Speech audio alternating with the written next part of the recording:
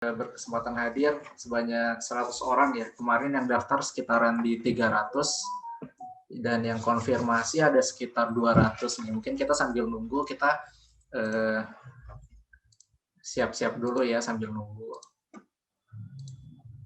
Oke, mungkin kita masuk buat sesi pengenalan acaranya untuk agenda hari ini. Ada sedikit di awal ada pengenalan sedikit dari Arsitalk, lalu kita masuk ke pengenalan trainer. Nanti kita masuk ke poin utamanya.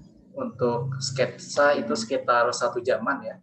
Berarti nanti juga ada Q&A dan di akhir kita ada sedikit review sketsa-sketsa dan juga untuk dokumentasi. Jadi teman-teman di sini nggak cuma nonton sih diharapkannya, tapi juga bisa sambil sketsa. Jadi kita sketsa bareng, nanti juga akan dipandu buat teknik sketsanya sama Mas Ropi, itu kurang lebih. Nah, mungkin di awal ini ada sedikit pengenalan ya tentang agenda kita. Jadi hari ini materi yang akan disampaikan tentang plein air sketching ya, objeknya di Chongqing Mansion itu di Medan. Nanti mungkin lebih detailnya akan dijelaskan lanjut sama Mas Ropi. Nah, mungkin sedikit pengenalan untuk Arsitalk sendiri. Itu sebenarnya kita adalah media yang bergerak untuk berusaha mengkonekkan antara industri arsitektur kepada user gitu. Jadi buat arsitek dan pemilik lahan, kita coba hubungkan itu kepada user dalam bentuk koneksi ya, kurang lebih. Nah, beberapa program juga kita sediakan untuk para arsitek, mahasiswa atau desainer sejenis berupa pelatihan, talk show, baik itu kerjasama maupun yang diadakan oleh Arsitalk sendiri, kurang lebih. Itu termasuk acara kali ini untuk peningkatan skill di bidang arsitektur atau di bidang sketsa ya, untuk acara kali ini. Jadi next-nya kita akan mencoba untuk continue menghadirkan beberapa narasumber dan juga agenda-agenda terkait yang relevan di dunia desain arsitektur ya sejenis lah. Oke, nah ini harapannya sih pelatihan ini kita bisa meningkatkan skill dari para profesional dan juga para mahasiswa gitu ya untuk aktif menghasilkan karya gitu. Jadi nantinya kita berusaha menghubungkan karya-karya yang sudah pernah dibuat atau akan dibuat kepada beberapa mitra lahan kami untuk nantinya dimasukkan atau dihubungkan kepada user yang memang ingin memiliki rumah secara well design gitu, yang didesain oleh para ahlinya kurang lebih gitu. Nanti untuk lebih lanjutnya akan dijelaskan lagi tentang ini. Oke, kurang lebihnya jadi ada nanti para profesional bisa kerjasama untuk bisa store desainnya di Arsitalk. Nanti kita hubungkan dengan mitra kami untuk bisa nanti buyer bisa memilih desain-desain yang sudah ada gitu, kurang lebih. Nah, ini event yang sedang berjalan. Kita sekarang lagi ada event online sifatnya, jadi kita ini beberapa mitra arsitek yang bekerja sama untuk store desainnya kepada Arsitalk yang dihubungkan kepada user nanti gitu. Jadi user bisa beli desain, nanti ada beberapa paket pilihan desain, dan juga user juga bisa langsung membeli rumah beserta lahannya, kurang lebih kayak gitu. Oke, ini sesi selanjutnya. Jadi setelah ini akan ada sesi berikutnya untuk di minggu depan ya. Jadi kita continue workshop sketsanya. Harapannya bisa terus mengikuti ya teman-teman semua di sini gitu. Dan di sini bisa aktif aja sih teman-teman, nggak usah terlalu formal gitu untuk ikut di acara workshop sketsanya. Jadi kalau misalkan nanti ada pertanyaan boleh langsung masukin ke kolom chat aja gitu ya.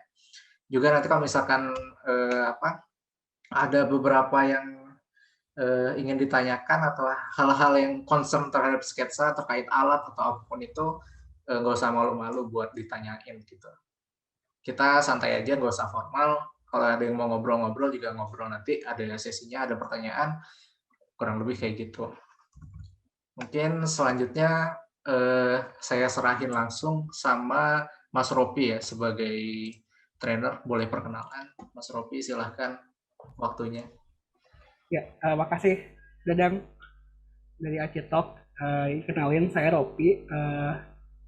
Saya udah pegiat sketsa dari tahun 2013.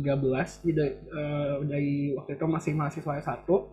Sekarang saya lagi menempuh pendidikan master di salah satu kampus di Bandung dan juga freelance arsitek. Kali ini saya mau sharing soal plein air sketching ya, tapi virtual. Jadi plein air sketching itu kalau yang belum tahu, itu kegiatan sketsa di udara gitu. Jadi kita sketsa di apa di tempat yang bebas yang bisa kita pilih apa yang mau kita gambar ya. Saya langsung share screen aja ya. Kenapa kita mensketsa? Jadi kita kita itu sebenarnya bukan komunitas tapi lebih ke kegiatannya. Kegiatan jalan-jalan sambil sketsa yang diselenggarakan tiap hari minggu pertama setiap bulan. Waktu itu ya sebelum pandemi. Jadi didirikan oleh 3 orang arsitek di kota Bandung, itu Pak Ahmad Radiana, Kang Isan, dan Pak Tamrin. Lalu kenapa kita mensketsa gitu? Karena menurut kita menggambar itu menyenangkan. Kita semua senang menggambar waktu kecil. Jadi semua orang tuh bisa dibilang bisa menggambar gitu.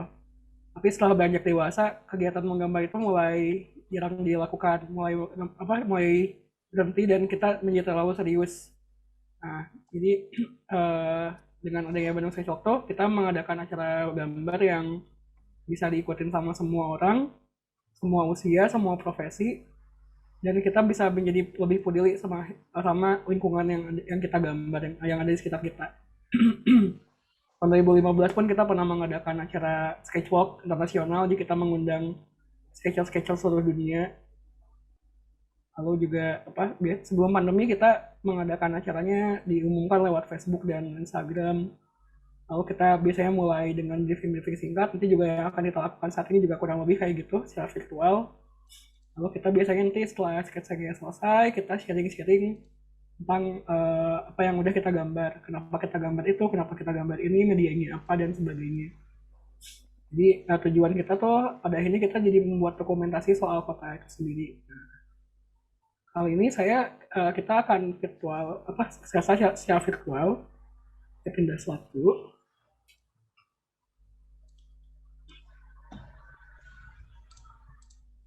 Jadi yang kita akan lakukan saat ini tuh virtual sketching di plein air painting di Medan yang akan saya pandu dengan pemberian materi soal perspektif dulu. Jadi sebelum kita masuk ke plein air sketchingnya sendiri atau sketsa di alam, tapi kali ini virtual lewat Google Street View, saya akan menceritakan soal perspektif.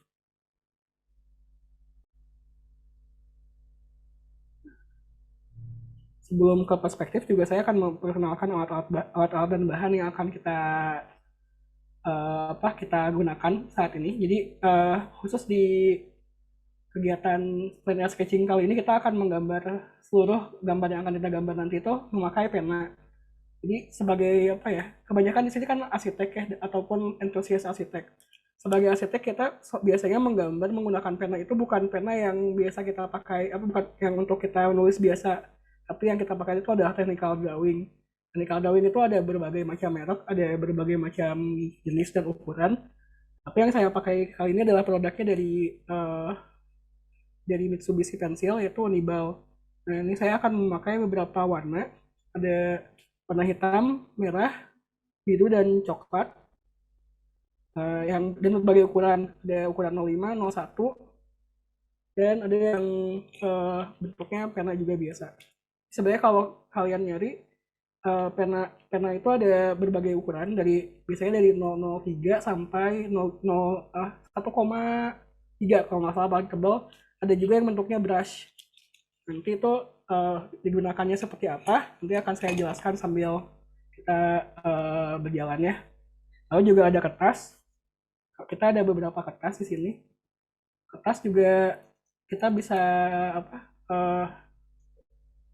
Ada berbagai gramasi kertas gitu. Jadi kalau misalnya kertas itu di jenisnya itu berdasarkan teksturnya dan beratnya. Jadi Kertas itu biasanya ukurannya dikasih tahu misalnya 150 GSM, berarti itu tuh kertasnya itu beratnya itu 150 gram per meter persegi. Nah, ada juga yang kertas itu ada juga jenis dari teksturnya itu ada tiga, ada cold press, hot press, dan rough. Jadi yang cold semakin dia hard press, dia tuh berarti dihalusinnya semakin halus. Jadi ada yang kasar, agak agak kasar dan sangat halus. Nah, kali ini yang kita akan menggunakan adalah tekstur yang halus. Karena untuk pena sendiri sebenarnya lebih gampang atau lebih lancar permukaan digambar di permukaan yang halus. Itu. Lalu selanjutnya kita akan masuk ke materi perspektif. Di apa sih perspektif itu? Jadi kalau kita berdasarkan ilmunya, perspektif itu sebenarnya adalah proyeksi. Nah, proyeksi itu ada berbagai macam tipe, ada proyeksi ortografik, oblik, dan perspektif. Nah, kita nggak akan jelasin apa itu ortografik atau oblik. Yang jelas, kita akan mengacu pada perspektif. Kenapa perspektif? Perspektif itu adalah sama halnya dengan mata kita gitu. Bahwa mata kita itu melihat itu tidak dengan cara kotak atau datar ya, tapi secara kerucut gitu. Jadi kita tuh ada satu garis atau titik yang membuat satu objek tuh hilang di mata kita. Makanya di perspektif itu ada titik hilang. Walaupun sebenarnya titik hilang sendiri itu berada di satu garis yang namanya garis horizon. Jadi garis horizon itu garis yang sejajar dengan mata kita yang membuat benda-benda di antara garis itu jadi tidak ada gitu. Jadi yang kita lihat itu adalah benda yang di atas garis horizon dan benda yang di bawah garis horizon. Nah, makanya dari itu kalau kita lihat di sini, ini horizon line atau garis horizon. Uh, kalau kita garis horizonnya berada di mata yang normal, bangunan itu di atasnya akan terlihat lebih miring ke atas dan di bawahnya akan terlihat lebih miring ke bawah. Tapi kalau kita mata kita horizonnya mata kita ke atas, maka semakin atas itu semakin miring benda itu terlihatnya. Udah, mungkin kurang lebih materi perspektifnya segitu aja. Sekarang saya mau menjelaskan objek gambar yang akan kita kerjakan, yaitu Chong Affirmation. Nah, jadi kan seperti saya bilang bahwa yang kita kerjakan kali ini itu adalah plein air painting atau plein air sketching. Jadi plein air sketching itu kan pada dasarnya kita menggambar langsung di lokasi yang akan kita gambar. Turunannya itu adalah urban sketching. Mungkin urban sketching itu lebih spesifik di di tempat yang urban. Sementara plein air itu bisa di urban, bisa di desa, bisa di mana aja. Nah, kali ini karena virtual, kita akan jalan-jalan di kota Medan. Sekarang kita lagi ada di Jalan Ahmad Yani. Jalan Ahmad Yani ini, saya bukan orang Medan ya, disclaimer sebelumnya, saya orang Bandung. Nah, dengan virtual itu kelebihannya kita dari manapun kita bisa menggambar dimanapun gitu. Jadi, walaupun saya belum pernah ke Medan, dan saya sekarang pun tidak ada di Medan, saya di Bandung, saya bisa jalan-jalan di Jalan Ahmad Yani, kota Medan. Nah, kalau saya lihat sih, si Jalan Ahmad Yani itu mirip seperti kota-kota besar di Indonesia. Terdapat kota-kota tua yang dibangun oleh dan dari zaman kolonialisme oleh Belanda. Nah, ini kita mempunyai banyak objek sketsa sebenarnya, tapi yang akan kita fokuskan kali ini adalah ke bangunan Chong Afi ini. Nah, bangunan Chong Afi ini ada di Jalan Jenderal Ahmad Yani, seberang percetakan Color, di Jalan Ahmad Yani nomor 104. Nah, yang akan kita ambil angle-nya adalah di dalam bangunannya. Jadi kalau saya pengen gambar dari luar, tapi kalau misalnya kita lihat dari Google Street View ini, kalau kita ambil gambar dari luar itu terlalu sempit. Jadi kalau kita masuk sebenarnya kita bisa masuk juga ke dalam. Nah, ketemulah si bangunan Chong Afi ini. Nah, untuk memulainya, tadi ya seperti saya bilang bahwa perspektif itu dimulainya dengan garis horizon atau horizon line yang disitulah tempat titik hilang itu berada. Jadi saya akan mengambil angle ini. Kenapa mengambil angle ini? Pertama, secara rule of third dia memiliki komposisi yang bagus dan ada framing. Jadi kalau kita lihat dia di frame oleh pohon ini sehingga bangunan utamanya menjadi stand out. Nah, pertama biasanya saya mencari garis horizonnya dulu. Jadi di bangunan ini bisa kita lihat, kita bisa menebak atau mengira-ngira kira-kira di sini tuh adalah garis horizonnya. Nah, namun ini karena itu nggak kelihatan ya. Dulu.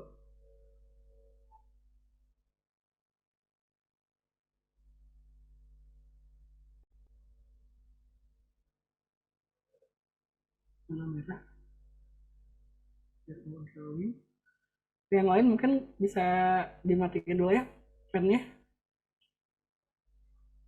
Saya clear dulu ya.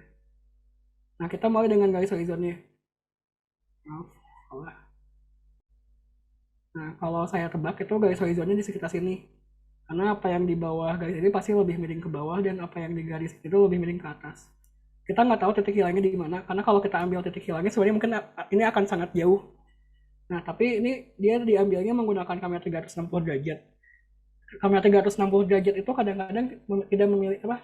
Tidak hanya memiliki satu titik hilang, satu garis horizon, karena dia kameranya ada yang vertikal juga kan. Maka dari itu dia ada garis-garis yang miring. Tapi garis-garis miring ini kita abaikan dulu saja. Nanti kita fokusnya ke perspektif dua titik hilang dulu. Jadi kalau kita tarik garisnya, titik hilang ini mungkin nggak akan kelihatan ya, karena miringnya dia sangat jauh, mungkin ada di sebelah kiri yang lebih jauh lagi gitu. Itu pertama, saya akan mencari garis horizonnya. Setelah garis horizonnya ditemukan, saya akan membuat objek yang majornya dulu, yang utama. Jadi kalau kita lihat kan di sini objek utamanya itu adalah satu kubus yang besar yang dibagi dalam 3 grid kolom. Jadi ini yang akan kita buat dulu. Ini saya belum gambar asli ya, kita apa? Ini saya memperlihatkan bagaimana otak saya berpikir sebelum menggambar sebelum menuliskan karena ke kertas. Lalu kita lihat bahwa di sini tuh ada foreground. Nah, ini yang akan kita assign atau kita memberikan alamat dulu kepada si gambarnya.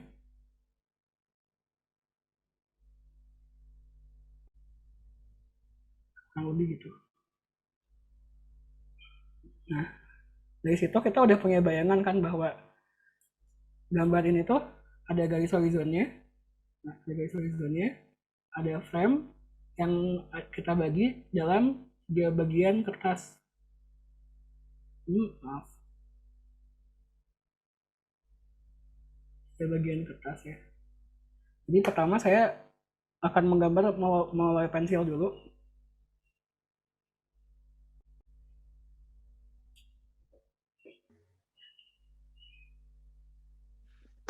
Oke ya, kurang zoom out kayaknya. Jadi kita sampai jam 4:30 mungkin akan di saya dulu ya, nanti mungkin setelah jam 4:30 kita mulai Q&A ya. Nah, saya biasanya mulai dengan pensil dulu. Pensil itu gunanya untuk menangkap tadi yang saya jelaskan. Di pertama tadi seperti saya bilang, saya akan membagi dulu 3 kertas ini. Lalu kita mendapatkan garis horizonnya. Dari garis horizon kita akan menentukan segi bidang utamanya. Saya saat ini mencoba tidak hanya 2 titik hilang, tapi kita coba 3 titik hilang juga sesuai gambar yang kita lihat. Lalu kita lihat bahwa bangunannya ada 2 lantai, kita gambar juga tengahnya. Ini masih lebih miring ke atas. Lalu kita bagi bangunannya menjadi 3 grid utama. Lalu kita mulai dengan ada foregroundnya di depan. Foregroundnya kita lihat bahwa dia ada di tengah-tengah kolom ini. Sorry dipotong. Ini kalau misalkan Ya. agak zoom dikit bisa nggak ya si Lebih gambar? kurang itu ya, kurang. Ya kurang jelas kayak. Oh iya, ini nggak apa-apa, ini karena pensil emang nggak akan terlalu kelihatan garisnya. Oke. Tapi nggak apa-apa, kita coba aja biar lebih jelas. Segini kali ya. Ya. Oke. Lalu kita kasih frame-nya.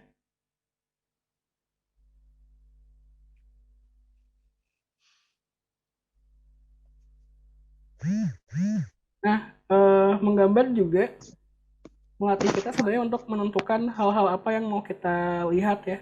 Jadi kalau saya selalu bilang sih, kalau misalnya gambar itu sebenarnya tidak pernah benar-benar realistik, tapi kita menggambarkan, menyampaikan persepsi kita dengan apa yang kita lihat ke dalam sebuah gambar itu. Jadi pasti gambar itu, kalau menurut saya sih sebisa mungkin jangan terlalu akurat, karena kalau akurat ada fotografi kan. Fotografi juga kadang-kadang sebenarnya ya akurat juga, ada bagian-bagian yang kita fokuskan, ada bagian-bagian yang kita blurkan.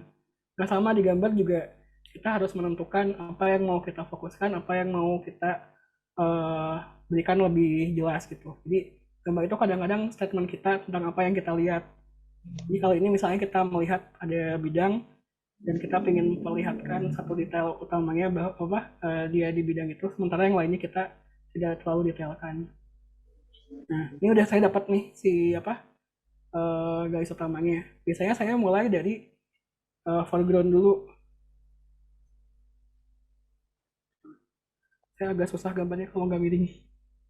Jadi awas dulu.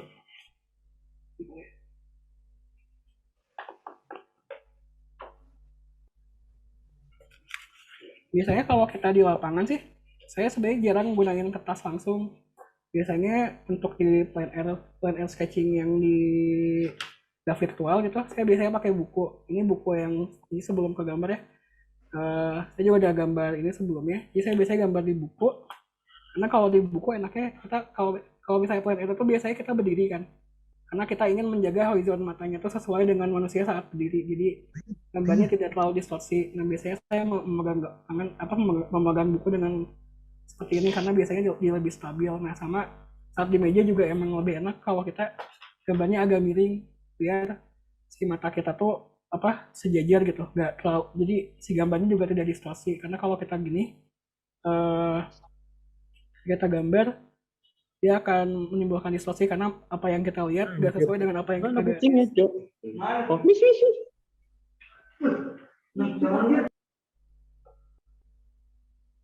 Tuh.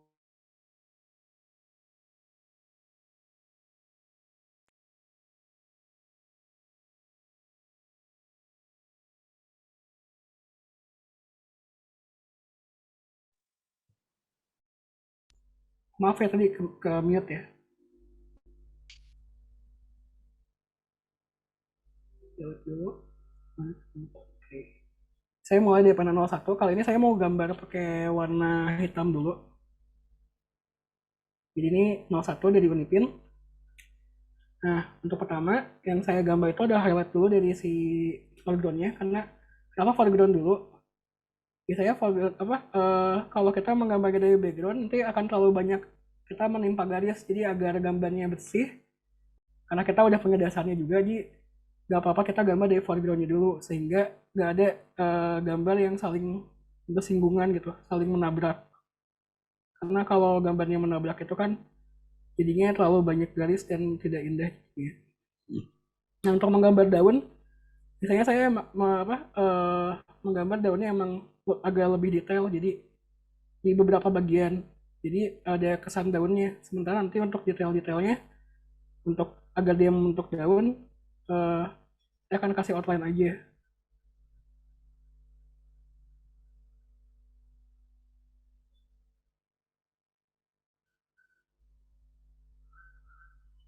Sebenarnya nggak ada yang salah ya saat kita menggambar tuh. Kita harus ngelemesin tangan kita. Jadi jangan terlalu terpaku dengan aturan-aturan gitu. Jadi kalau saya sih dulu bilangnya nggak mau gambar tuh kayak gimana, saya membiarkan tangan saya bergerak aja gitu.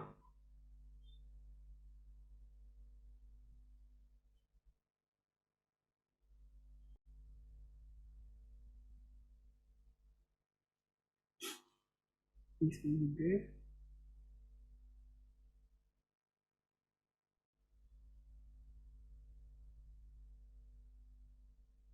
Oh iya ini teman-teman sambil menggambar juga atau menyimak aja? Saya harapkan teman-teman juga sambil ikut menggambar ya dengan alat yang teman-teman punya. Minimal pensil dan kertas juga itu udah bisa jadi gambar.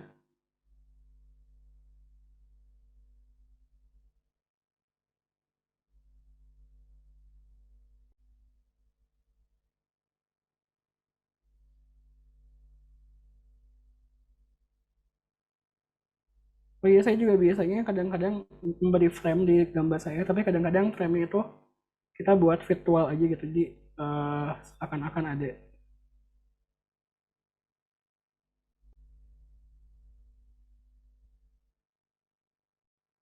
background yang di sini.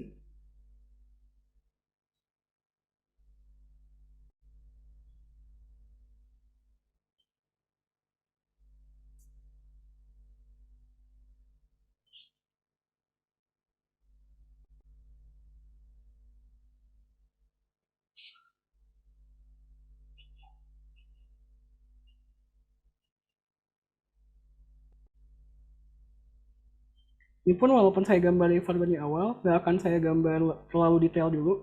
Oh ya, satu lagi kuncinya, saat menggambar itu kita jangan terlalu fokus di detail. Saat awal-awal menggambar, yang kita fokuskan itu adalah bidang-bidang utamanya. Jadi ketika sudah mendapatkan bidang-bidang utamanya, baru kita bisa masuk ke detail. Biasanya itu juga cara kita melihat. Jadi usahakan jarak mata kita dengan kertas itu pada saat awal-awal menggambar itu sampai kita menemukan bidangnya itu jangan sampai terlalu dekat gitu. Jadi kita harus menjaga jarak mata kita di sekitar 30 sampai 40 cm.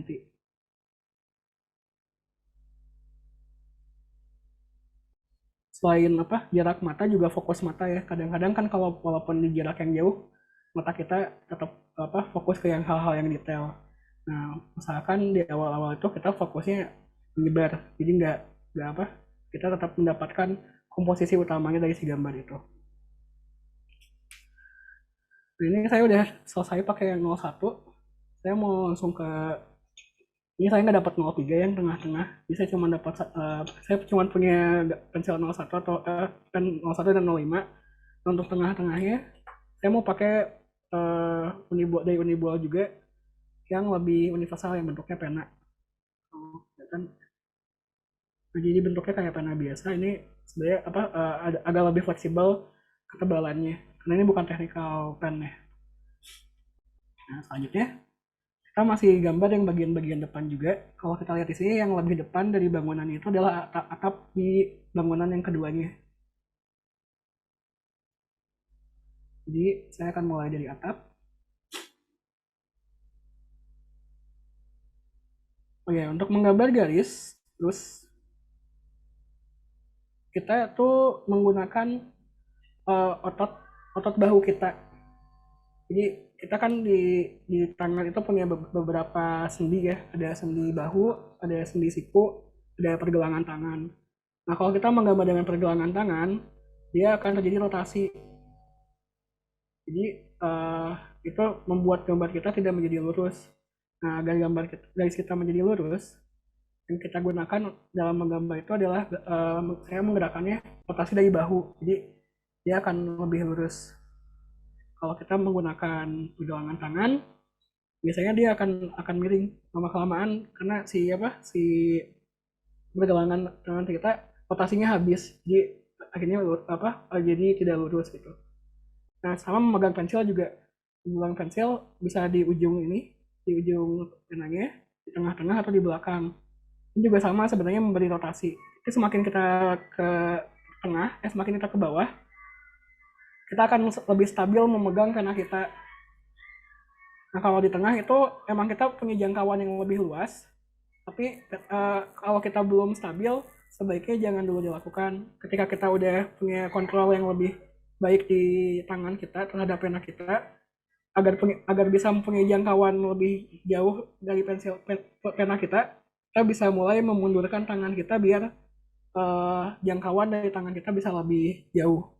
Biasanya untuk menggunakan pena di tengah atau di belakang ini, biasanya kita menggambar di objek kanvas yang sangat besar, jadi jarak mata kita sama tangan juga bisa lebih jauh. Jadi ini jangkauannya lebih luas. Tapi kalau kita menggambarnya hanya di buku atau di kertas yang kecil, itu sangat cukup di ujung karena akan lebih stabil.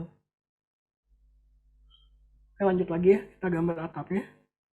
Kalau kita lihat di atapnya itu, di atasnya ada semacam ornamen dulu sebelum ke gentengnya. Nah, gentengnya kita mau agak detail, kita kasih keriting-keriting gentengnya.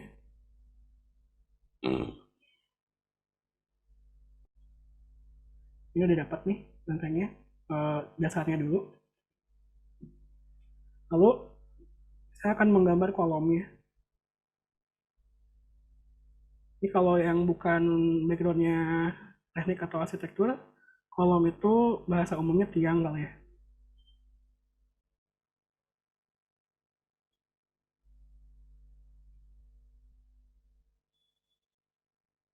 Nah, kadang-kadang sebenarnya karena kita menggambar bebas ya, nggak ada aturan yang terlalu baku gitu.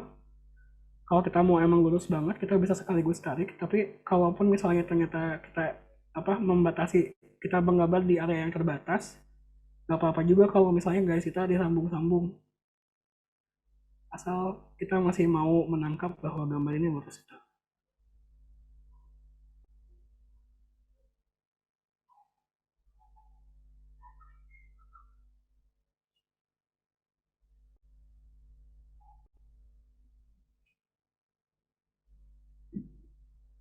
Kalau di ujung situ ada jendela ya, jadi kita nggak akan terlalu habisin si ini kolomnya.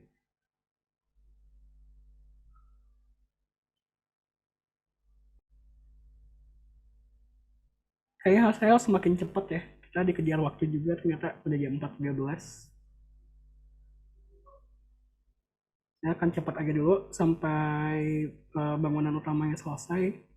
Nanti baru kita ngobrol lagi mungkin sekitar 15 menit lagi. Saya coba sambil ngobrol juga sih.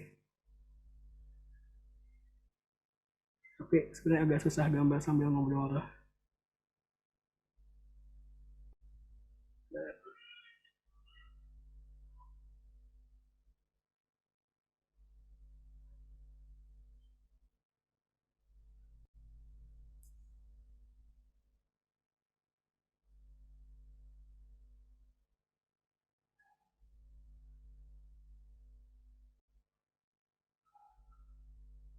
Oh iya, kalau misalnya nanya kenapa sih sketsa selain tadi yang disebutkan di manifest di filosofi-filosofi BSD yang tadi saya jelaskan, kalau saya sendiri sih awalnya mensketsa itu untuk menambah vokabulari.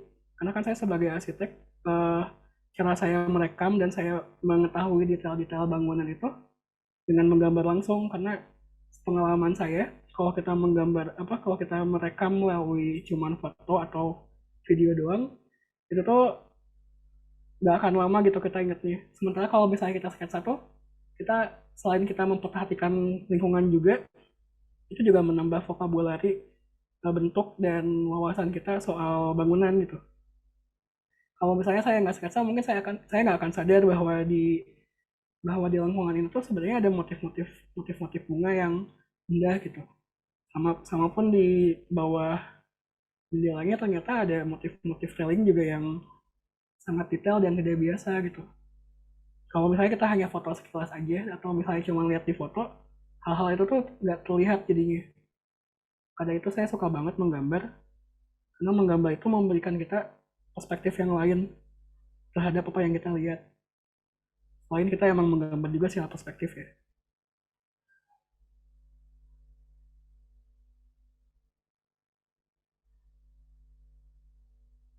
Tapi kalau saya udah dapat bidang gini, saya emang biasanya lebih bebas gitu. Saya tidak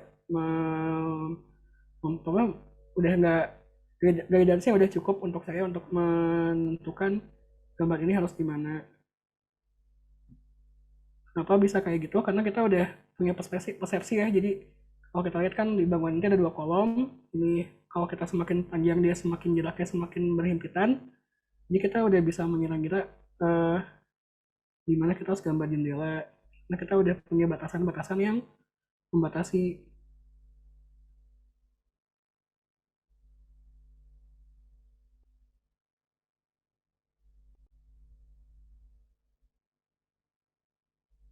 Dan dalam sketsa satu kita harus pede aja gitu.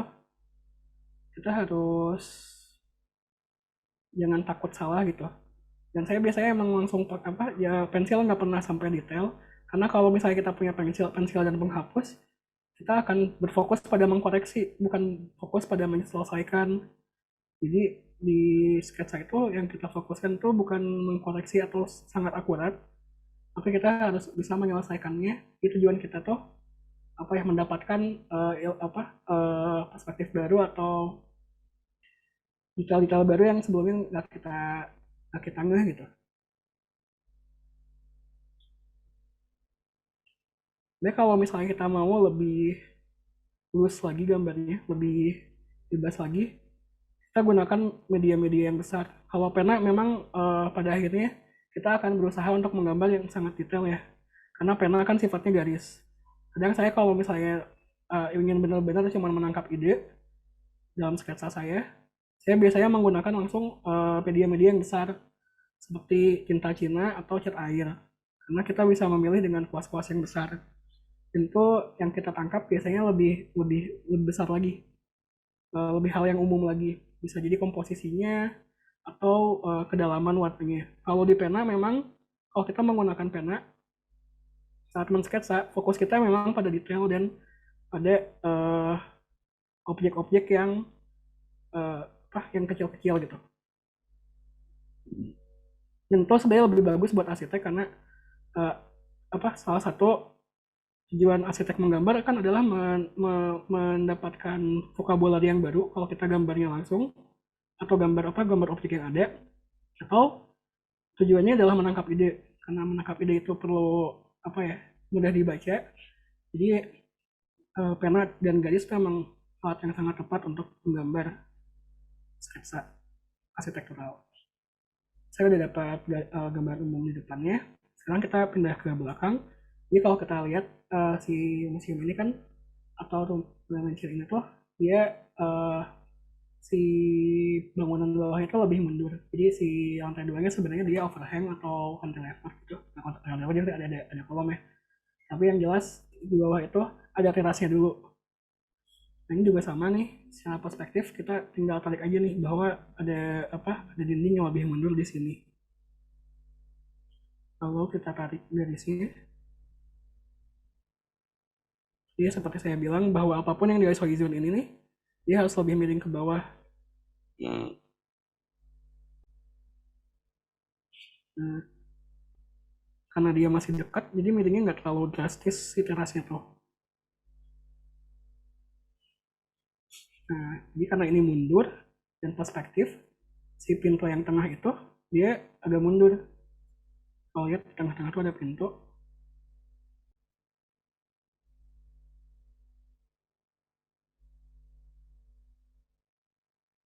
Lalu di sini kita lihat ada tulisannya. Jadi seperti saya bilangnya, ketika saya ingin memiliki jangkauan tangan yang lebih luas, tangan saya otomatis mundur dengan sendirinya gitu. Lalu kita tetap gambarkan saja ada tirai di sini.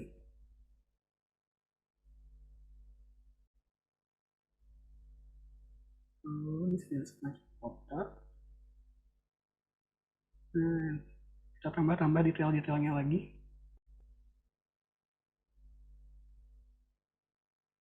Tambah lagi detailnya. Lalu ada jendela. Jendela kalau kita lihat tarik dari sini dia persegi di sini.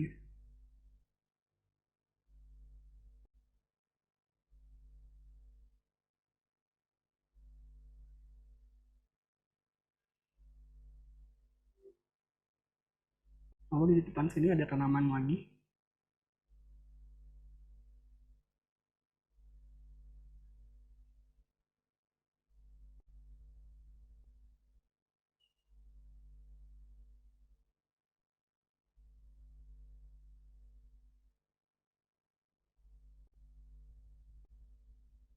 Ini ada jendela yang ketutupan sama, ya kenapa lagi kita perlu mementingkan perspektif dalam menggambar arsitektur ya. Kadang perspektif kita sebagai mata manusia juga, kita sebelum melihat apa yang kita lihat, kita sangat bias. Saya dulu pernah menggambar, saya tahu kalau saya nggak ngelihat sesuatu di bawah si garis horizon ya. Tapi karena saya tahu benda itu ada permukaan atapnya, kita selalu berusaha menggambar permukaan atapnya, padahal sebenarnya secara perspektif si permukaan yang di atas itu tidak terlihat. Jadi emang perspektif itu bukan hal yang bukan hal yang kita dari lahir langsung bisa gitu, tapi emang sesuatu yang harus dilatih. Dan sebagai arsitek ya kita harus mengukuhkan si persepsi kita terhadap si perspektif itu.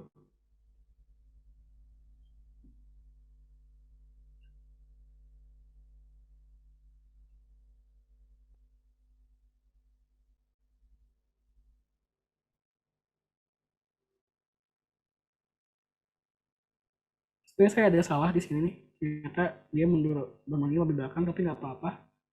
Kita timpa aja.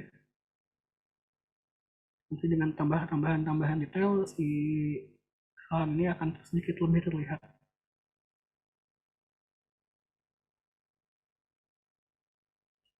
Nah, dalam menggambar sebenarnya kita nggak harus sedetail bangunan aslinya gitu. Karena kita kan memiliki area yang terbatas dengan garis yang memiliki ketebalan yang tebal juga gitu ya, karena kita nggak bisa gambar setipis dengan apa yang ada di apa yang kita lihat. Jadi untuk mensimplifikasi misalnya jendela ini nih, kan banyak, kalau kita lihat lebih detail sebenarnya di sini tuh banyak sekali ornamen-ornamen. Nah, kita sebenarnya nggak harus menyesuaikan ornamen-ornamen itu, tapi kita bisa mengambil inti-intinya. Kayak misalnya di sini tuh ada garis, ya udah kita nggak harus terlalu detail, kita gambar garis-garis aja. Jadi ketika gambar perspektif sebenarnya detail itu nomor 2. Yang pertama itu adalah si bidang dan pencahayaannya. Tapi sekarang saya belum ngomongin pencahayaan, kita akan fokus kepada bidang-bidang dan elemen-elemen arsitektur yang ada di sini.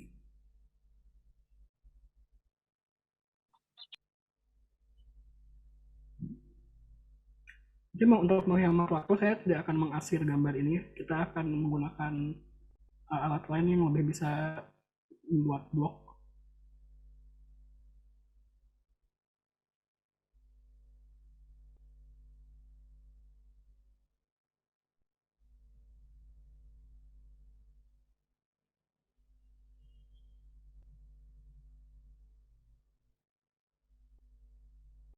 Ya, kita juga menggaris jangan ragu-ragu. Kadang kalau terlalu ragu, nanti si bidangnya itu tidak terlihat bidang. Jadi mendingan kelebihan garis daripada kita ragu-ragu. Nah kan kalau misalnya kita di ujung ini nggak ketemu, dia jadi tidak kayak bidang ya. Jadi bisa mungkin daripada ragu-ragu tapi bidangnya tidak terbentuk, mendingan nabrak sekalian. Karena yang nabrak udah pasti dia kelihatan sebagai bidang.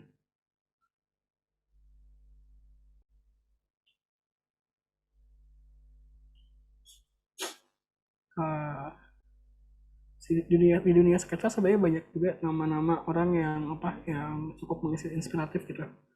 Nah sendiri kalau di dalam negeri sebenarnya ada banyak ya, di ada Pak Darman itu dari Surabaya, beliau arsitek juga, dan gambarnya itu menurutku sangat garis-garisnya itu sangat perspektif. Kalau di Bandung sendiri tadi ada Pak Tamrin, ada Pak Pep, ada Pak Jimmy Purba. Kalau kita cari di Instagram itu ada sketsa Tamrin, lalu ada Ahmad Kardiana dan sketsa Jimmy Purba kalau nggak salah. Mereka banyak sekali menggambar dan membagikan karya-karya yang sangat menakjubkan. Juga terinspirasi beliau-beliau.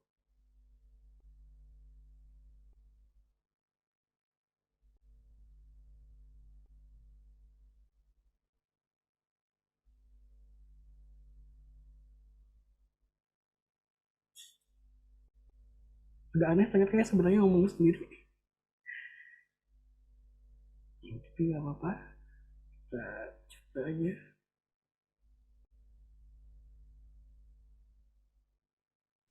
Buat tambah detailnya lagi, walaupun sebenarnya sih si gambar ini akan saya gelapkan sekalian, tapi kita tetap perlu menangkap garis-garis utamanya.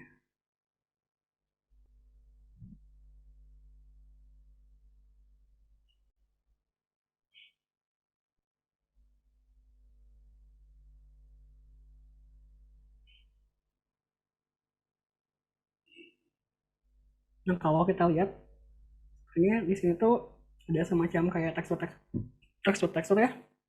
Di tekstur-teksturnya sebenarnya detail dari si bangunannya ini, jadi ada ornamen-ornamen kayak semacam burung dan orang-orang gitu.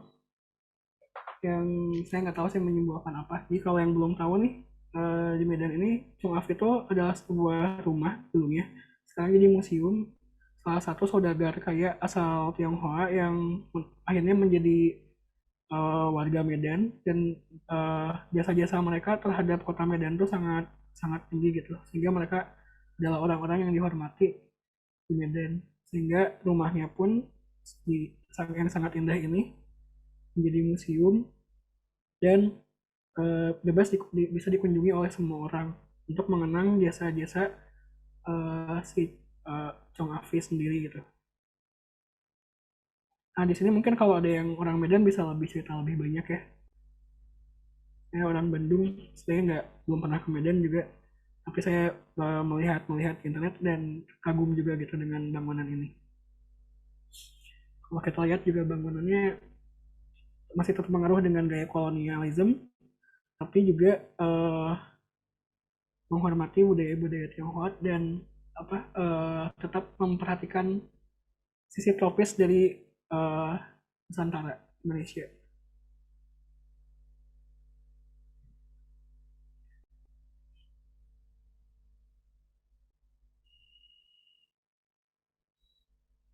Saya mau mulai mendetailkan di apa ya?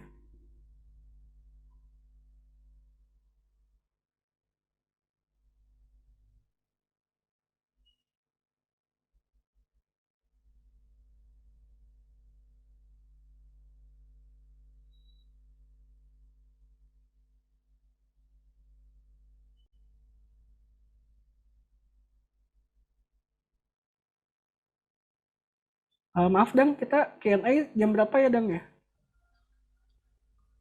Ngikut aja sih nanti, Ikut aja. paling di jam 5 juga nggak apa-apa sebenarnya. Oke. Santai aja.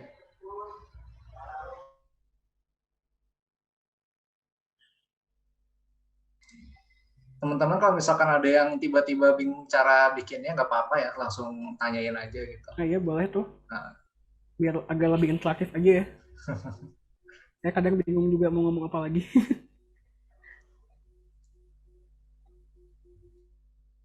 Ada yang mau sambil share screen gambarnya juga apa? Atau apa? Kameranya sambil liatin gambarnya juga bagus juga.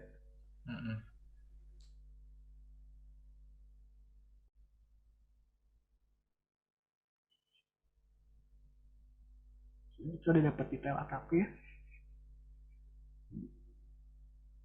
Terus ini detail. Itu bisa bikin.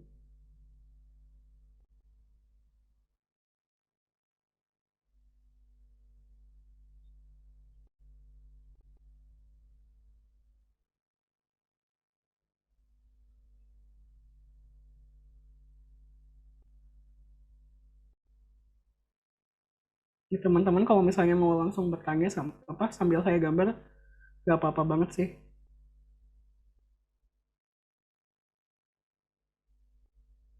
Kalau misalnya di real life nih, biasanya saya langsung tanya ke sambil lihat gambar orang-orang yang lagi gambar kan. Tapi karena ini virtual, nggak kelihatan juga teman-teman lagi pada ngapain.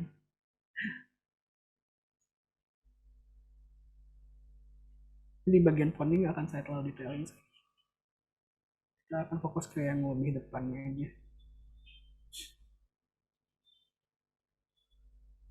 Lupa juga di sini ada rumput.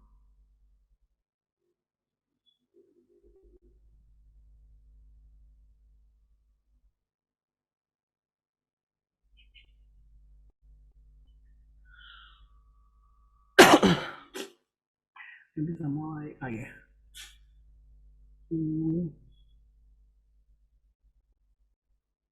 Oh ya, pena sendiri ya kita bisa punya berbagai macam teknik ya. Kita bisa teknik asir atau pointillism.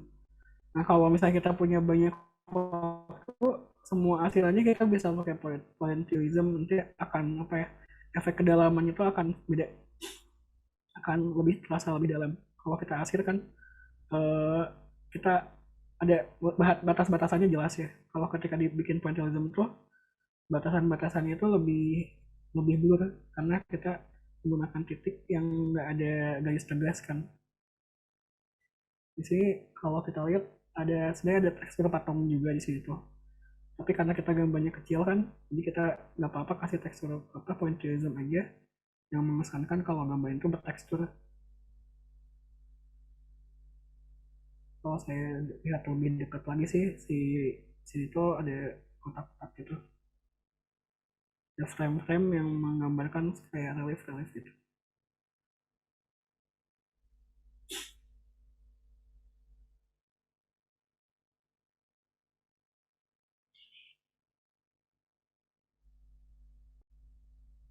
Nah, biasanya beban sketching sendiri sih, kita kan menggambar di tempat, dan seperti saya bilang tadi bahwa sketsa itu bukan gambar utama ya, tapi tujuannya adalah menangkap ide. Saya sendiri biasanya kalau misalnya di gambar langsung di lapangan itu saya membatasi gambar saya nggak boleh, sketsa saya nggak boleh lebih dari satu jam. Karena menurut saya kalau misalnya kita menggambar lebih dari 1 jam, itu gambarnya bukan menjadi sketsa lagi, tapi udah jadi painting atau lukisan. Karena kita terlalu banyak memperlihatkan detail atau produknya udah di karya jadi gitu, bukan sebuah sketsa lagi. Karena kan kalau kita melihat dari akar katanya, sketsa itu bukan produk jadi, tapi adalah produk untuk menangkap ide.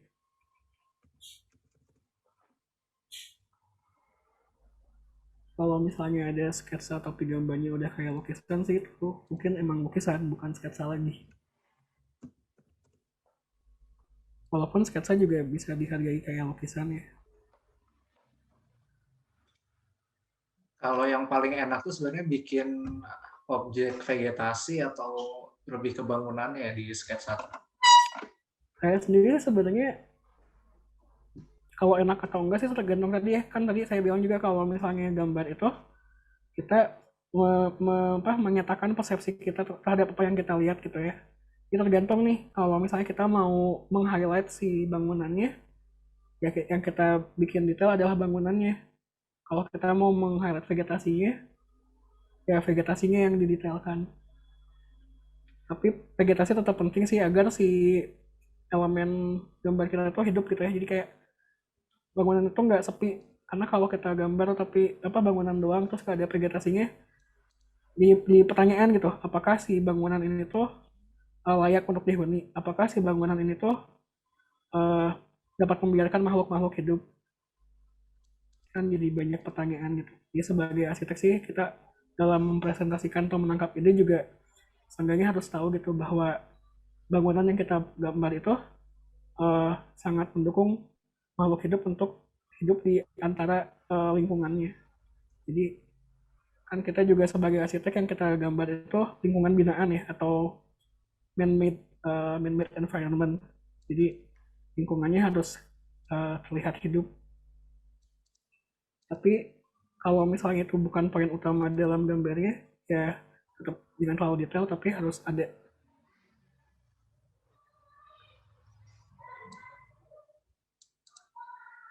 Berarti Saya emang juga penasaran. difokuskan ke poin utama dulu ya. Kalau misalkan mau kita gambar apa, ambil frame-nya kemana, terus bikin garis batasan, terus yang di pertama kali yang digambar itu si main buildingnya ya, main Iya. fokusnya ya, mau gambar apa gitu. Kalau misalkan ambil ke tanamannya di tanaman, kalau misalkan di bangunan yang pengen diambil ya berarti bangunannya dulu gitu ya.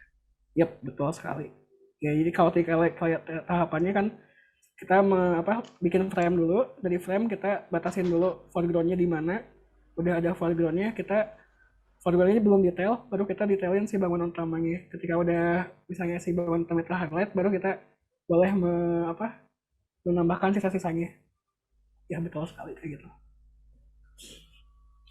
Biar gambarnya fokus. Jadi eh, jelas gitu pesan yang mau disampaikan di gambar itu apa, atau sebenarnya buat kita sendiri juga, kita tuh sebenarnya gambar itu apa sih yang mau kita lihat.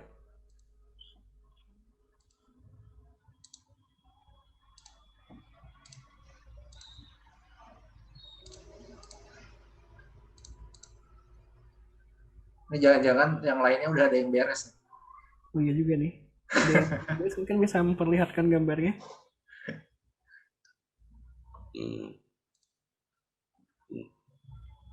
Ini kalau kalian agak zoom gitu ya, saya ketika gambar daun tuh bikin huruf A Kenapa tuh huruf A? karena mirip daun aja sih. Atau saya mikirnya daun tapi ternyata pas gambar jadinya A. Daun, rumput, kalau rumput Kalau rumput saya biasanya ini aja sih, segitiga tanda tangan gini. tanda tangan ya. Nanti kita highlight juga bagian-bagian yang menjadi bayangan.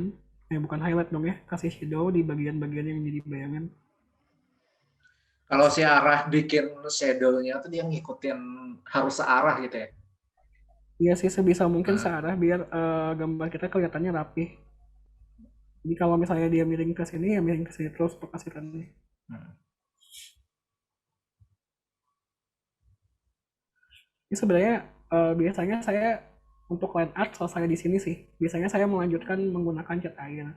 Tapi kan kali ini tantangannya kita menggunakan pena, jadi akan saya coba selesaikan menggunakan pena sampai selesai.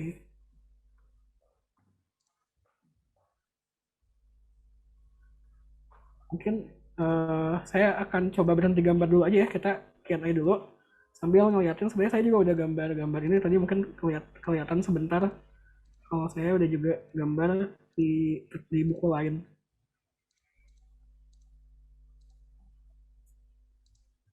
Sedikit lagi deh, masih asik gambar ternyata. Jadi Mungkin untuk sampai ini mempercepat, kali, sampai kasih bayang-bayangan gitu. ya, nah untuk mempercepat waktu bayangannya saya pakai brush aja ya, pakai semacam spidol gitu, jadi biar bisa lebih.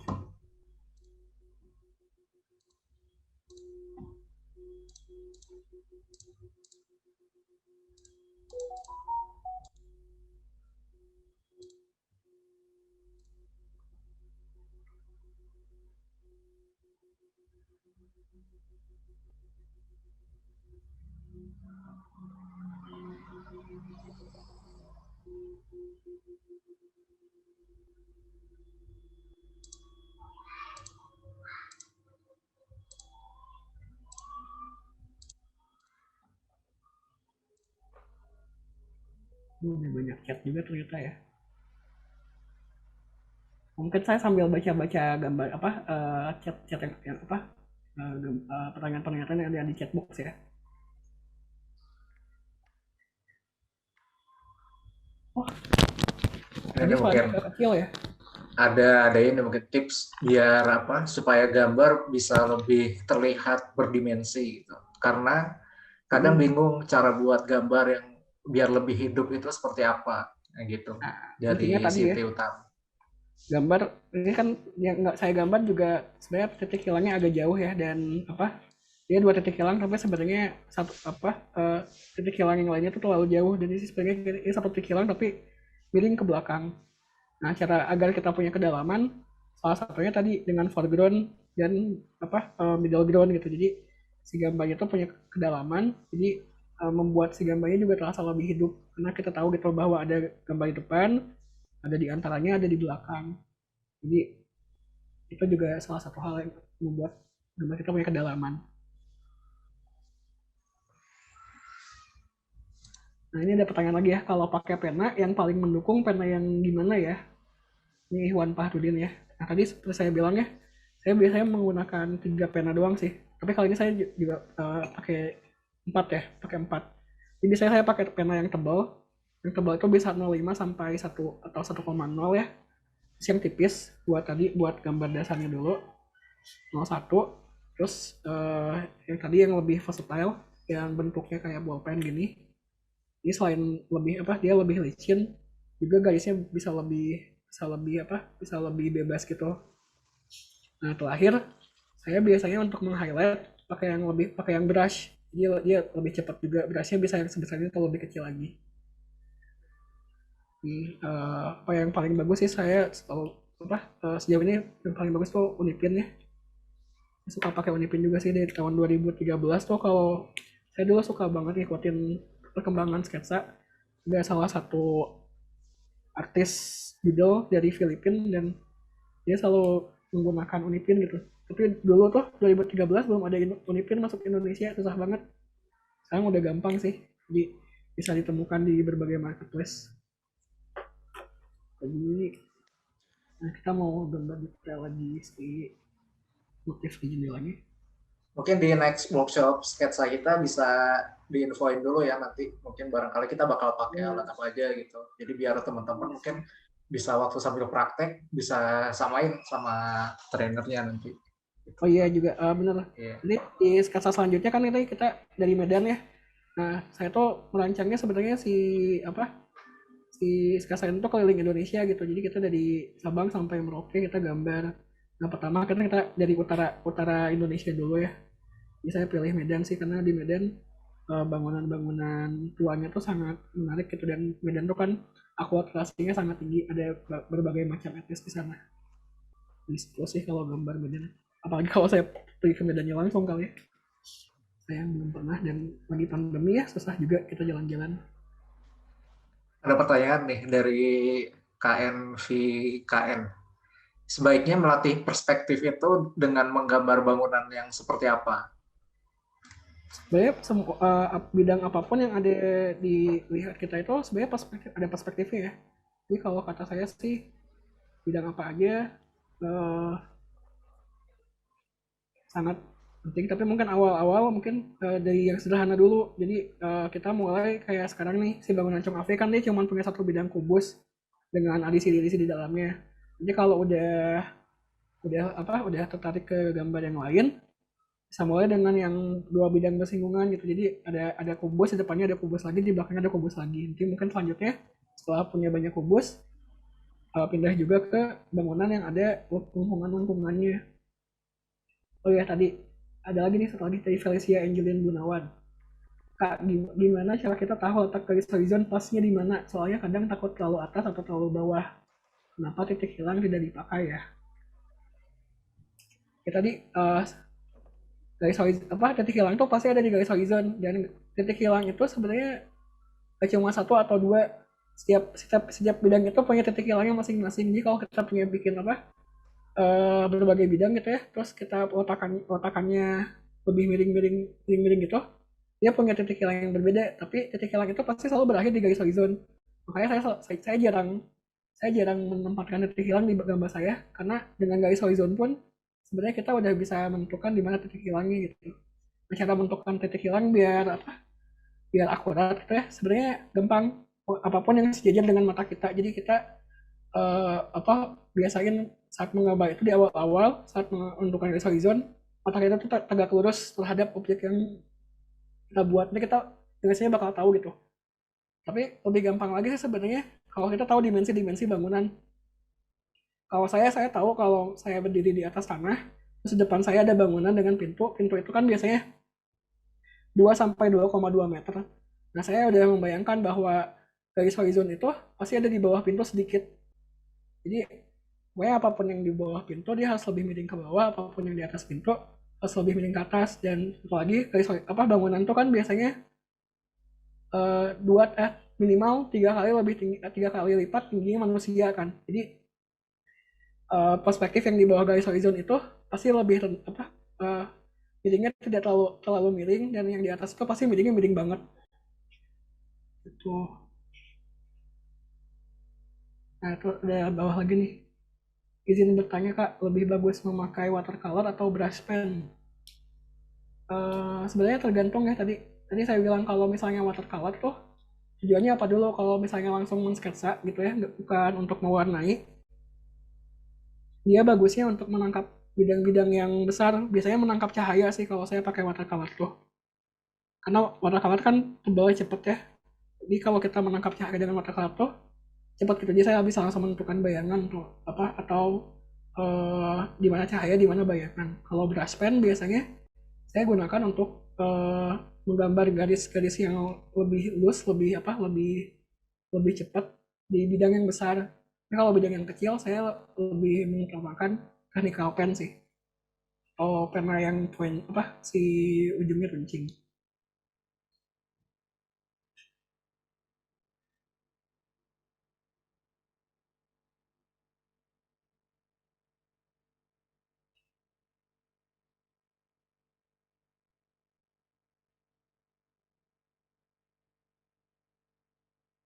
Lagi nih kalau gambar langsung, menggambar perspektif dari denah gimana menggambar apa perspektif dari denah ya. Sebenarnya ada teknik namanya proyeksi sih. Kalau saya jelasin di sini nggak akan cukup. Tadi sebenarnya ada sedikit bagian di apa di slide saya yang soal perspektif. Tapi intinya ada yang namanya proyeksi. Jadi kita bisa memproyeksikan gambar 2D menjadi dimensi. Maaf ya agak stuck. Proyeksikan gambar 2 dimensi di 3 dimensi itu ada caranya lagi. Mungkin nanti bisa kita cobain ya kalau banyak yang minat. Soalnya menarik tuh dari Dena di proyeksiin ke perspektif itu kan ya. Tapi itu mungkin akan agak lama sih. Dulu juga saya belajarnya Berapa lama tuh? 2-3 kali pertemuan kayak baru bisa lancar tuh. Dan saya juga udah jarang. Oke sih. Tapi mungkin kita cari tahu apa cari cara yang nggak terlalu teoritis kali ya. Karena kalau teoritis emang agak lama sih, karena kita harus menarik apa eh si mata kita angle-nya semiring apa, terus si bidangnya kita gambar dari jarak berapa, itu ada hitungan-hitungannya itu sangat teknik sekali. Kalau misalnya kita mau gambar 2D ke 3 dimensi. Kalau misalnya udah lancar sebenarnya ada kita bisa pakai feeling ya. Nah, tapi mungkin yang kita bisa ajarkan nanti ya, gimana cara mendapatkan feeling itu ya. Bisa lebih cepat sih kayaknya. Kalau lebih bagusnya pakai watercolor atau pakai brush pen ya? Tadi saya bilang ya, beda tujuan sih kalau menurut saya. Watercolor sama brush pen tuh nggak apple to apple ya. Brush pen itu kan sebenarnya pena yang ujungnya brush ya, yang ujungnya berupa brush. Nah, watercolor sendiri kan sebenarnya media gambar. Watercolor juga untuk mendapatkan warnanya kan kita pakai brush juga, pakai kuas juga gitu. Jadi sebenarnya nggak apple to apple sih. Brush pen itu ya emang kita pingin pakai pena tapi pingin uh, si feelnya itu pakai brush gitu, bukan pakai poin kayak gini. Sementara watercolor itu cat media cat ya, jadi nggak nyambung sih sebetulnya. Tapi kalau lebih enak di mana itu beda fungsi sih. Jadi saya selalu kalau misalnya saya minim peralatan ya, yang selalu saya bawa emang brush pen dan watercolor karena kombinasi keduanya tuh uh, cukup gitu untuk kita menggambar secara cepat. Kalau di saya serius, saya emang biasanya lebih bawa pena dan pensil dan watercolor dan yang lebih lengkap gitu.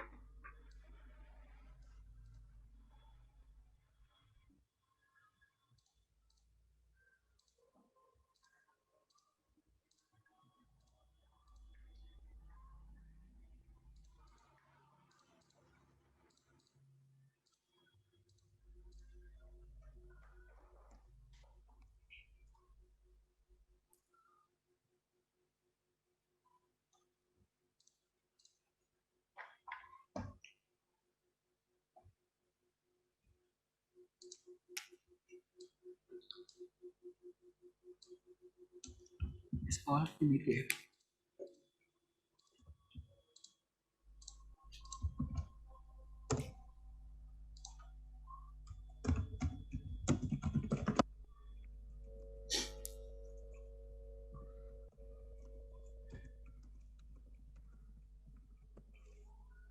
Teman-teman ada yang mau menunjukkan gambarnya sambil bertanya, mungkin akan lebih interaktif lagi tuh. Tidak usah malu-malu. Sebelum ditunjuk ya. Iya. Tapi bingung juga ya, ada 100 lebih orang ya.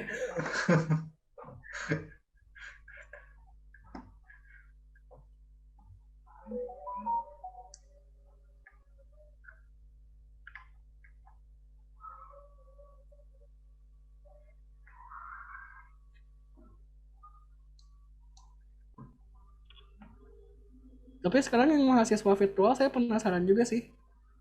Mahasiswa tingkat 1, tingkat 2 gitu kan biasanya masih gambar manual ya. Tapi kan sekarang daring tuh. Itu gimana sih si dosen ngarahin gambar manualnya kan nggak semua nggak semua punya scanner kan. Pasti bakal ada garis-garis yang nggak ketangkap kan kalau kita pakai kamera doang. kayak tadi aja kan waktu saya awal-awal gambar itu pakai pensil nggak terlalu terlihat. Itu ada yang mau cerita nggak sekarang di kampus kayak gimana? Oh, ada yang masih SMA juga, keren banget. Mau masuk arsitek atau apa nih yang SMA? Ya, yang SMA tuh mau masuk arsitek tuh. Oh, keren. Udah gitu. Ini nih kayaknya sih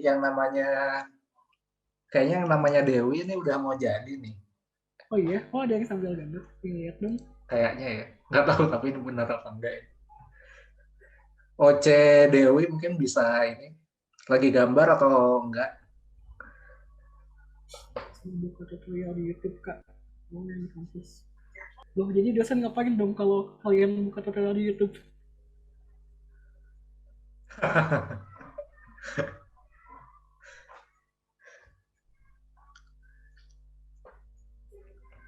Teman-teman yang mau registrasi daftar hadir atau pendataan sertifikat, linknya udah dikirim ya di chat.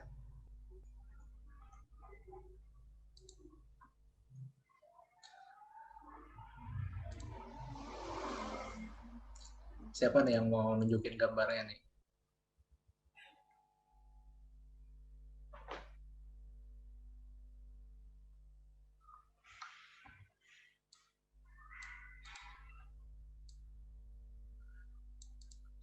Oh iya, semoga ini ya Tony bisa lolos SBMPTN-nya. Iya, benar. Iya. Terus,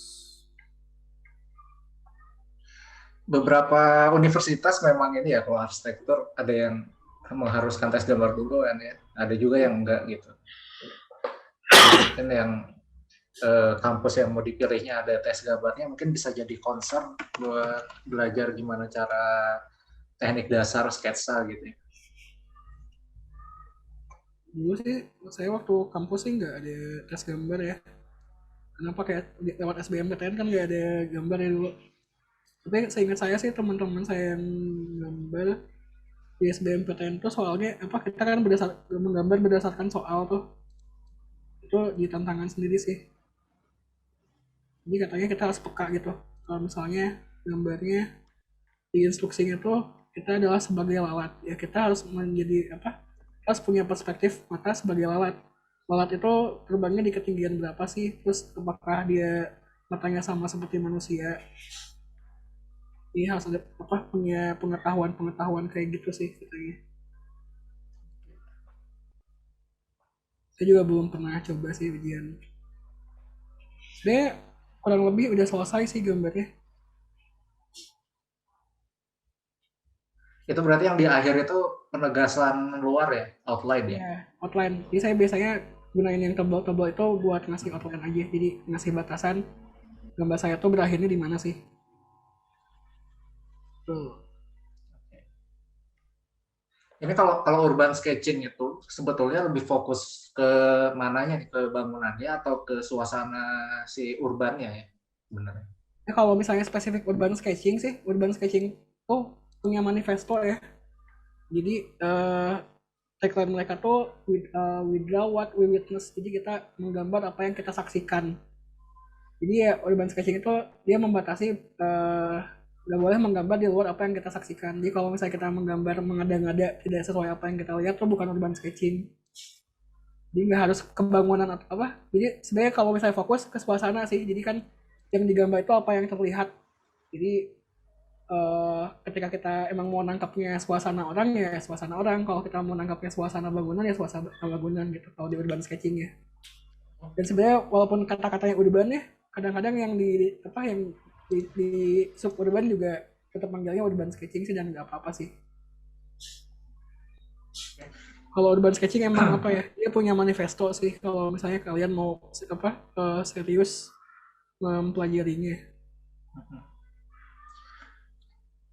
Mungkin ini boleh ditunjukin nggak? Kita next pertemuan ke depan kita bakal gambar Ya, yang mana mungkin? ya tadi saya Udah sempat digambarkan. gambar yang udah ada nih kurang lebih selesai ya. Saya matiin dulu referensinya.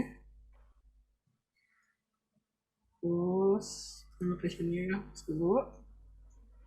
Nah, sudah selesai. Wih, udah beres. Simple ya. Itu kita nggak apa tadi kan seperti saya bilang kalau urban sketching itu tujuannya menangkap ide, jadi nggak boleh terlalu detail. Walaupun sebelumnya saya juga udah bikin juga nih di tempat yang sama. Nah ini kalau ini saya mencoba menggambar sesuai apa yang saya lihat banget ya. Jadi perspektifnya saya ngaco-ngacoin.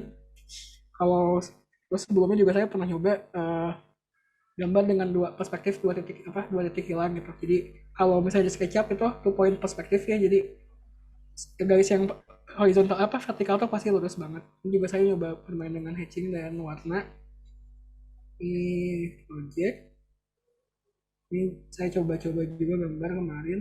Nanti minggu depan kita masih di kota Medan dulu karena ternyata Medan tuh masih menarik banget ya. Kita nggak cuma punya satu bangunan. Nanti kita akan gambar gedung BKS PPS ya. BKS PPS ya. Gedung BKS PPS tuh masih tetangganya Cung Afi. Jadi kalau kita lihat di Maps, Kurang lebih kita bakal bikin kayak gini nanti ya berarti ya. ya kalau kita bakal fokusnya ke sini. Oke. Jadi ya dia masih tetangganya Cung Afi. Dia tuh ada di gimana sih caranya? Masih di Jalan Ahmad Yani Medan juga ya. Jadi kalau misalnya yang penasaran sebelum ke nah ini dia PKS PPS.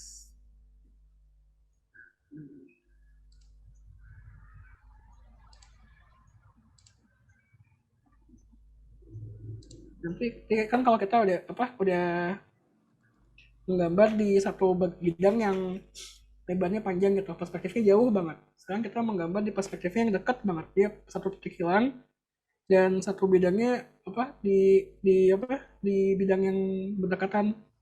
Jadi sempit banget tuh. Nah ini mau gimana caranya gambar se-crowded dan se perspektifnya se ekstrim ini, nanti kita ikut di workshop selanjutnya minggu depan gitu. Ada yang mau sekarang udah masuk itu ya Dang ya, kita ke share and tell ya. Iya. Ceritakan gambar teman-teman nih, jadi nggak gambar saya aja. Oke. Teman-teman ada yang mau ditunjukin mungkin gambarnya nggak apa-apa.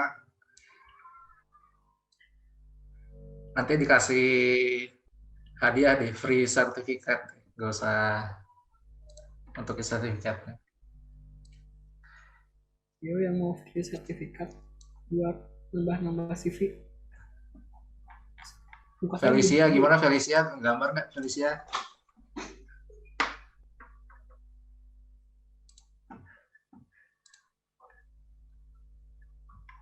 Siapa nih yang tadi buka kamera kayaknya. Kalau Hadi itu Hadi yang udah buka kamera duluan. Hadi? Nggak duluan. Mana nih Hadi? Oh, kuliah di mana? Sekarang saya lagi menempuh master di ITB. Baru masuk semester 2, lagi UAS. Senin besok sidang studio. Aman lah ya. Aman-aman. Doakan ya semoga sidang studionya lancar. Ya. Karena ini coba di mau untuk acara selanjutnya. Salah.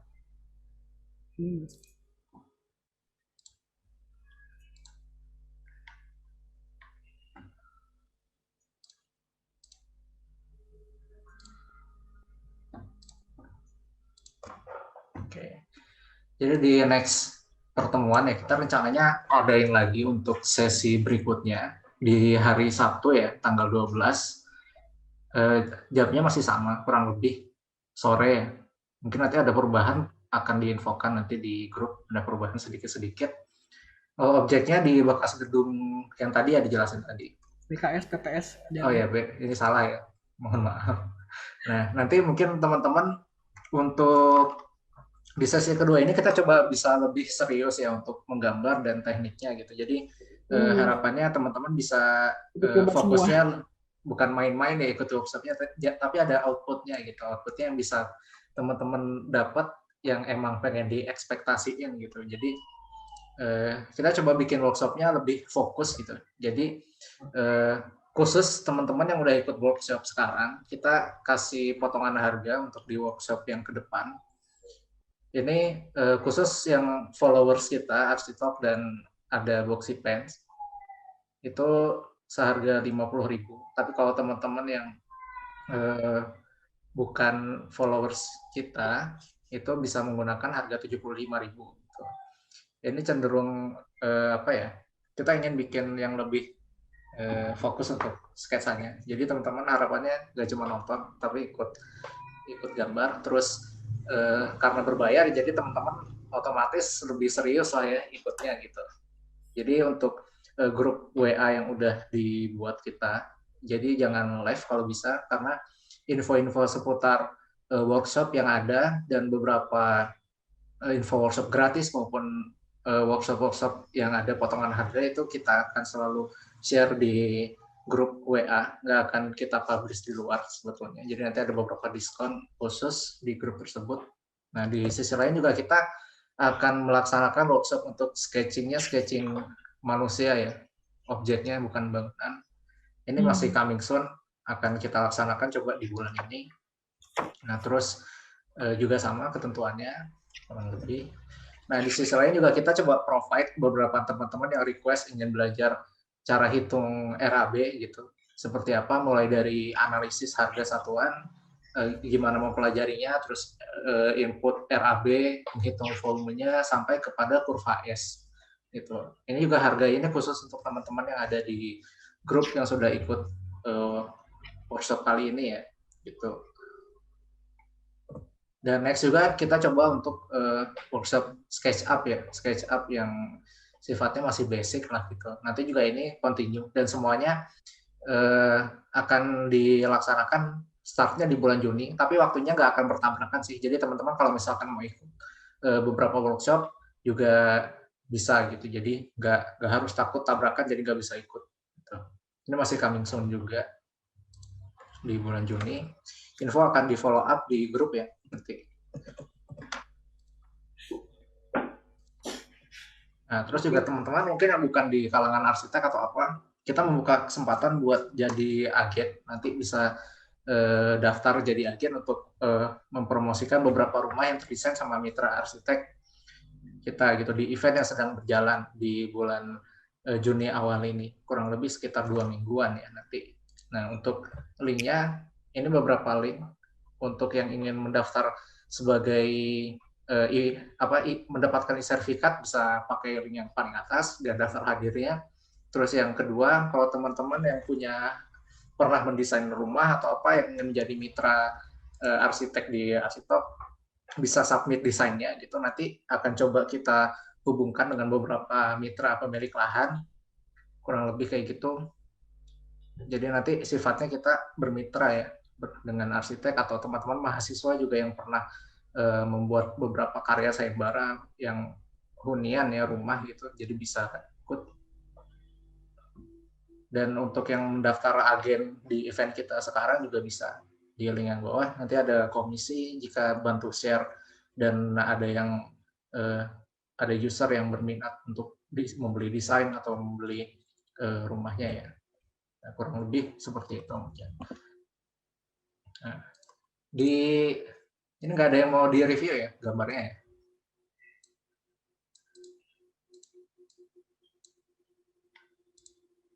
Mungkin tuh, itu tuh Gregorius Arif tuh keren banget tuh gambarnya. Yang mana? Tuh Gregorius Arif, mungkin bisa dipin. Nah, ini dia. Oh, keren banget. Gregorius Arif. Ini Arif pakai pensil ya kayaknya ya? Iya kak, belum punya pulpennya, masih pakai pensil. Apa-apa keren. Oke. Udah bisa menangkap perspektifnya, udah cukup bisa menangkap perspektifnya. Mungkin udah ada polygonnya juga beberapa udah kelihatan. Mungkin agak lebih berani lagi aja untuk menggambar di foreground sama elemen-elemen yang di depannya ya. Iya kak, masih pusing di situ ya sih detailnya apalagi. Ya awal-awal emang sih kita pasti fokus ke bangun utamanya dulu. Emang nanti membiasakan kita punya kedalaman foreground background itu sambil berjalan pasti bakal nemu caranya gimana. Keren Arif. Oke kak, terima kasih kak. Maaf Kak, apa? Ada mahasiswa atau SMA atau udah profesor? Masih calon mahasiswa. Oh, keren. Semoga lulus ya, semoga masuk kampus arsitek yang diimpikannya. Amin, amin, amin. Rencananya mau masuk mana rencananya? Lagi nunggu hasil SBM juga sih Kak. Oh, oke. Semoga lolos. Terima kasih Kak. Oke. Sama Nanti Arif ini ya hubungi adminnya ya untuk dapat sertifikatnya ya. Lewat WA ya Kak. Iya lewat WA. Oke, terima kasih Kak.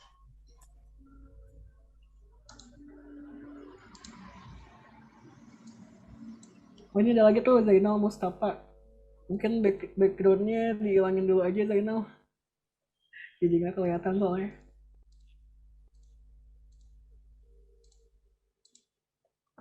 Zainal, ini. Zainal Mustafa. Oh ini Ervin Syah juga selesai tuh. Oh keren ya udah.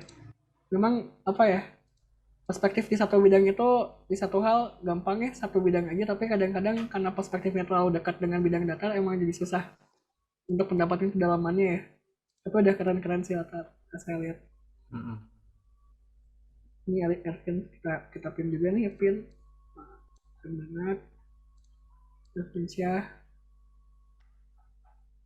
Mungkin Ervin nanti mulai apa ya, berani lagi untuk menentukan foreground-foregroundnya ya.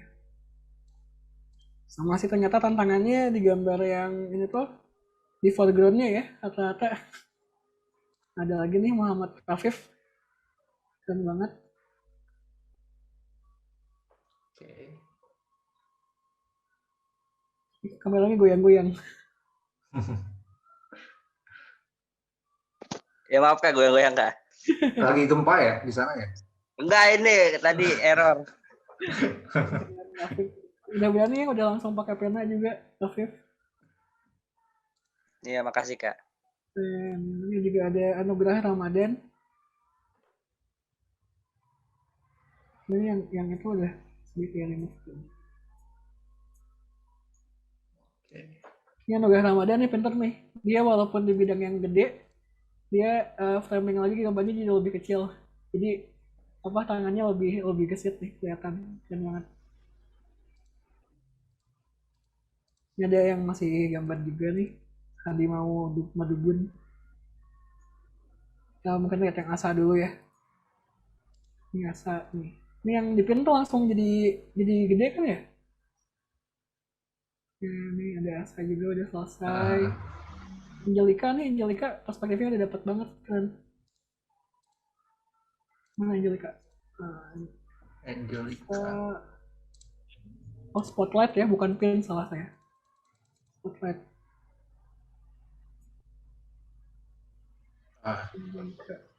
Angelika udah mulai apa? Shading-shadingnya pakai arsil ya. Dan ada Zainal Mustafa juga, tapi Zainal udah ya? Belum kayaknya. Banyak banget nih, keren nih ternyata pada selesai gambarnya. Keren. Ini kalian bisa lanjutin lagi, entah itu di warna, pakai cat air, atau pakai media lain, atau kalian mau nambah aset lagi tuh lebih keren lagi sih. Ini Dionysius Admiral juga udah selesai. Kayaknya udah sering ini ya bikin sketsa ya. Apa tuh? Ini yang kebanyakan dari beberapa. Soalnya hasilnya udah bagus-bagus. Iya kayaknya bukan pertama kali sketsa ya. Ini udah bisa apa? Nanti mungkin selanjutnya juga kita nggak satu objek ya, mungkin bisa objek yang berbeda-beda tuh bareng-bareng tuh. Kita bikin apa? Secara plain art sketching satu kota gitu. Kayaknya seru juga tuh. Studio banyak ya.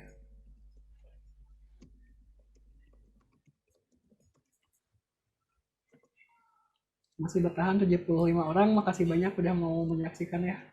Ya, luar biasa nih. Kita foto dulu kali ya. Oh boleh. Sambil ditunjukin mungkin si sketsanya gitu. Kita stop share aja ya. Iya. Hilang. Background-nya harus dihilangin dulu ya. Salah. Background. Gelap sekali teman saya. Ya. Coba. Oke, bentar. Dulu dah. Nah. Oke, siap-siap semuanya. Mantap. Oke, 1, 2, 3. Ini yang pertama ya, 1, 2, 3. Oke, yang kedua. Ini masih banyak yang off cam ini. Yang kedua. Kalau nggak gambar nggak apa-apa loh. Iya, nggak apa-apa. Mukanya aja. Mukanya aja. Yang kedua siap ya. 1, 2, 3. Oke. Sekarang yang ketiga. Yang ketiga pada nutup semua nih. Udah nggak apa-apa. Yang ketiga di foto namanya aja ya. 1, 2, 3. Oke. Oh iya, tadi masih ada pertanyaan sih kayaknya. Oh ya, boleh.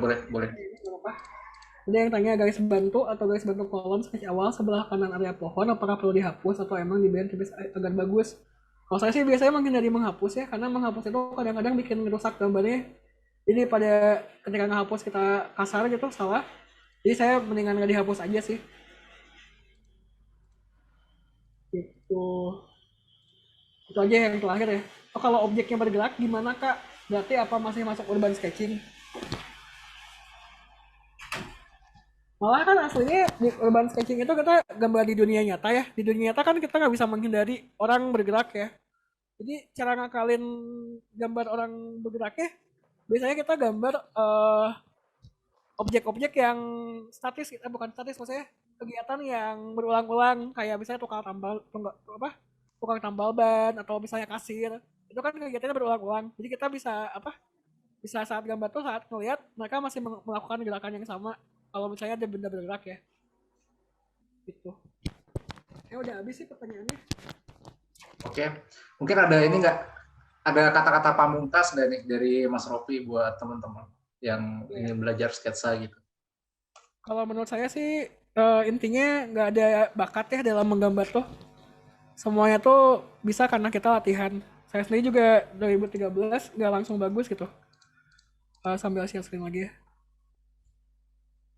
Pasti semuanya tuh dari jelek dulu gitu. Ini sketchbook saya dari 2017 sampai 2016. Saya juga mulai gambar berbagai macam bentuk. Ini di kampus saya waktu S1. Saya juga kadang-kadang gambar makanan. Intinya adalah kita latihan, terus kita juga mengolah gitu. Kita tuh nggak harus selalu memperlihatkan semua hal yang kita lihat gitu. Jadi kita terus berlatih, terus memberikan pesan di gambar kita.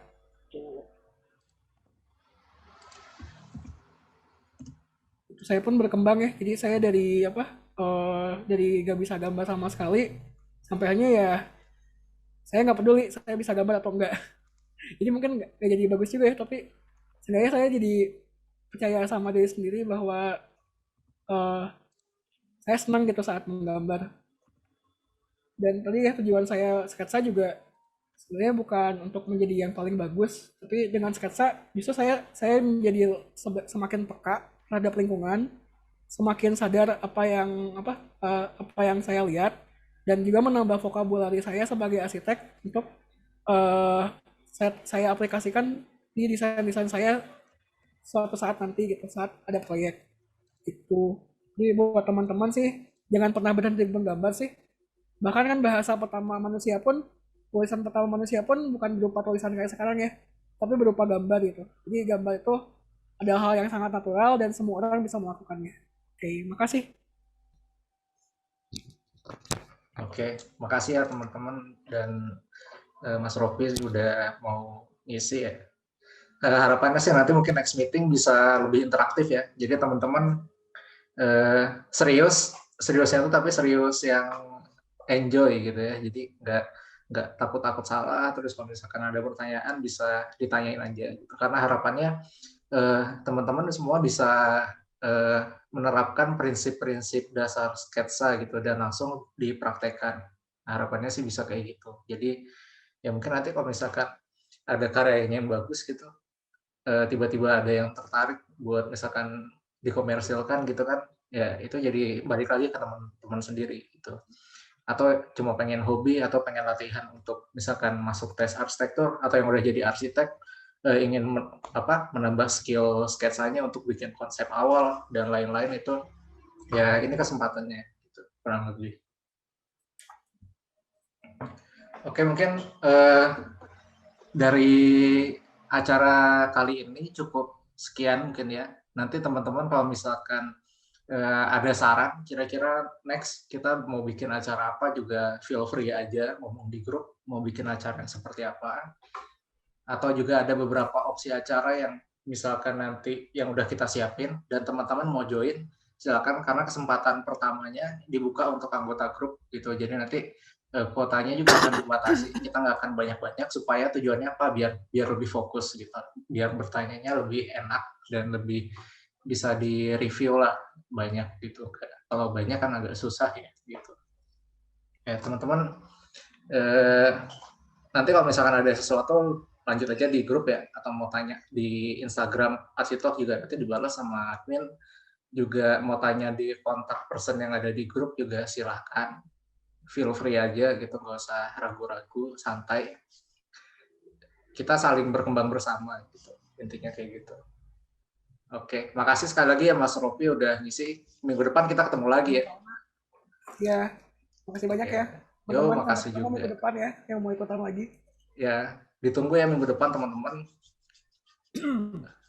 Waktunya selalu weekend. Oke, makasih buat teman-teman semua. Mungkin kalau misalkan ada yang mau live silahkan. Dari saya cukup sekian. Makasih sekali lagi dan salam arsitektur buat teman-teman semua. See you untuk minggu depan. Bye-bye.